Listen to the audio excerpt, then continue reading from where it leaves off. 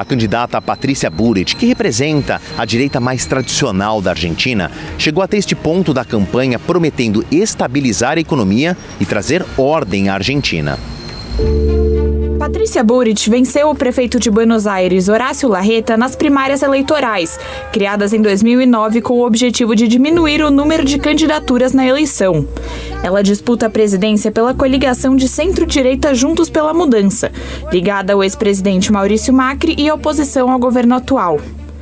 Bullrich propõe um sistema monetário duplo, em que o dólar e o peso coexistem, no momento em que a moeda local não vale quase nada e o Banco Central não tem reservas.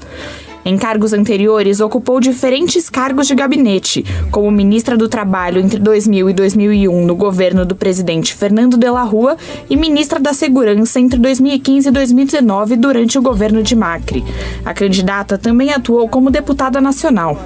As pesquisas indicam que Bullrich está atrás do ultraliberal Javier Milei. Durante os debates, os candidatos trocaram acusações de corrupção e má gestão da economia. A ex-ministra afirmou que a proposta de Milei de dolarizar a economia seria feita com salários da fome e criticou a posição dele sobre a liberação das armas. Durante a campanha eleitoral, Bullrich denunciou Milei à justiça criminal depois que ele a acusou de colocar bombas em jardins de infância e de pertencer à guerrilha Montoneiros nos anos 70. A ex-ministra, hoje com 67 anos, foi militante da Juventude Peronista, mas nega ter feito parte do grupo. Nas primárias, Milei recebeu 29,8% dos votos, seguido por Bullrich com 28% e o ministro da Economia Sérgio Massa com 27,2%.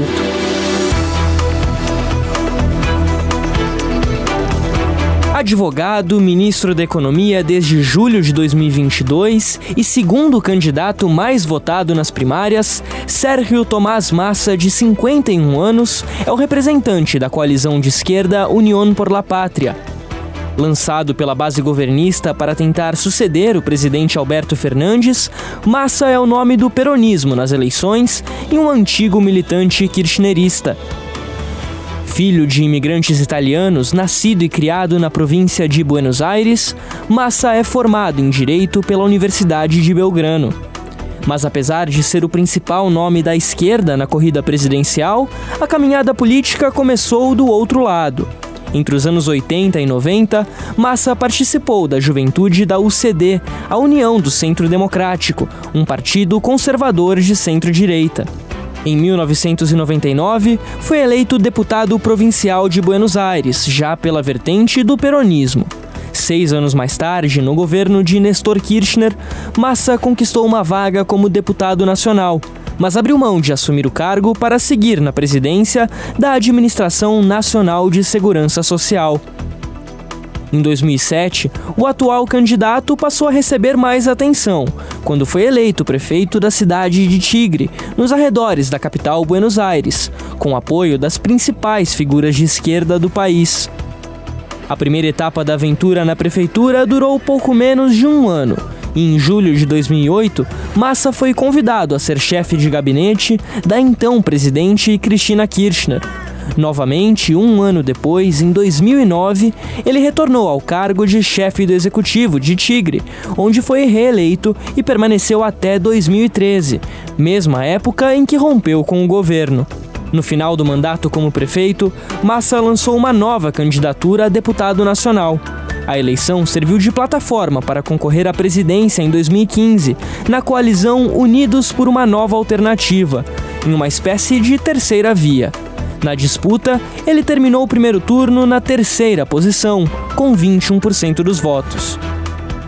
4 anos mais tarde, já reconciliado com os peronistas, foi nomeado presidente da Câmara dos Deputados, durante o governo do direitista Maurício Macri. Apesar de serem opositores, os líderes do Executivo e do Legislativo possuíam boa relação. E durante a pandemia, Massa foi responsável por uma série de cortes de gastos considerados vitais no Congresso. A extensa carreira política adquiriu novos contornos em 2022. Em meio a uma das crises mais graves da história da Argentina, Massa foi chamado por Alberto Fernandes para chefiar o Ministério da Economia no lugar de Silvina Batakis, que havia ficado no cargo por apenas 3 semanas. Em uma reestruturação no governo, Massa ganhou o status de super-ministro e passou a ser responsável também pelas pastas da Agricultura, Pesca e Desenvolvimento. Embora a Casa Rosada tenha como trunfo a queda do desemprego no país, outros dados econômicos jogam contra o ministro. A inflação em 2022 fechou em mais de 94%, o maior nível desde 1990.